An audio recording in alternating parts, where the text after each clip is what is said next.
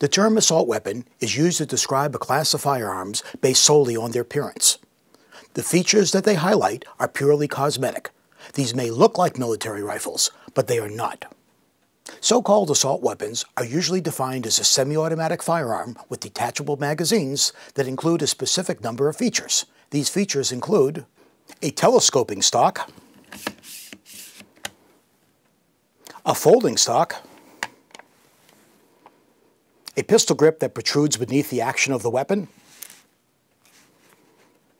a thumb hole stock, a barrel shroud, a forward vertical grip, a bayonet mount, a threaded barrel to accommodate a flash suppressor, muzzle brake, or compensator, or a grenade launcher. A telescoping stock allows the rifle to be custom sized to the shooter. It's good for small shooters, medium-sized shooters, and large shooters.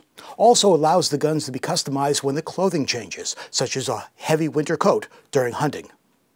This does not affect the function of the firearm in any way. A folding stock makes the rifle easier to transport because it fits into a smaller case. In practicality, though, it doesn't make it any more concealable. A pistol grip that protrudes beneath the action of the weapon is simply a method to hold the firearm. If the firearm did not have a pistol grip, you would simply grip the stock. Pistol grip, no pistol grip. Whether a firearm has a pistol grip or not does not affect the function in any way, nor does it affect its accuracy.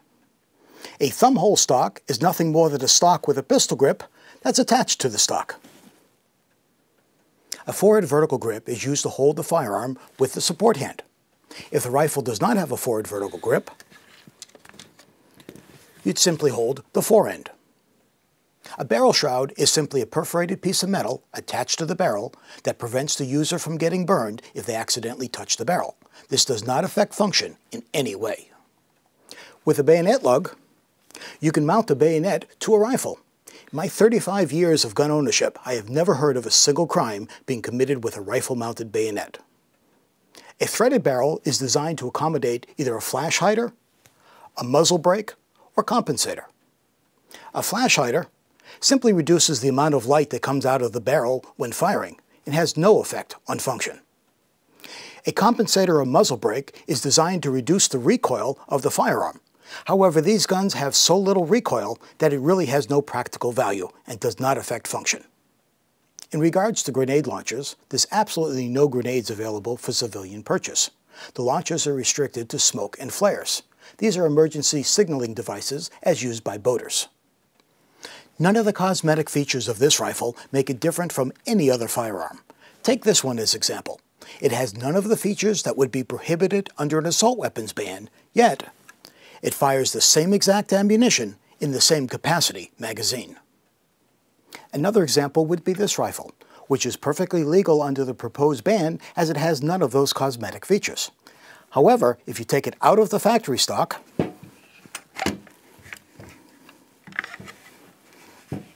and put it into another stock that has a collapsible buttstock and a pistol grip, this rifle now becomes illegal. There's no reason to ban this class of firearms, as there's no difference between these and other firearms. The first thing to understand about high-capacity magazines, whether they be for pistols or rifles, is that 15-round, 20-round, and 30-round magazines are not high-capacity magazines. They are standard capacity magazines. These are supplied with the firearm by the manufacturer. Assault weapon bans seek to limit the capacity of magazines to 10 rounds. However, this is a completely arbitrary number that will not reduce deaths in a mass killing. All a psychotic killer needs to do is to change magazines, which can be done quite quickly. The killers in 2 high-profile mass shootings used 10-round magazines. They just brought a lot of them with them. Columbine shooters used a rifle with 10-round magazines. They carried 13. The Virginia Tech shooter used handguns and a total of 17 magazines, mostly 10-round capacity. Mass killers have lots of time to change magazines during their carnage because they mostly choose gun-free zones where their victims are unarmed and defenseless. There's nobody shooting back at them. Private citizens need magazines with more than 10 rounds for the same reason police do. 10 rounds may not be enough to stop the threat, especially when faced with multiple attackers.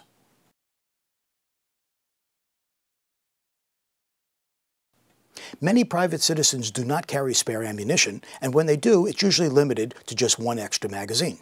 Unlike mass murderers, law-abiding citizens do not have time to change magazines during a gunfight because they're being shot at. Limiting magazine capacity will do nothing to reduce killings. It's only going to harm the law-abiding citizen who's trying to protect himself and his family.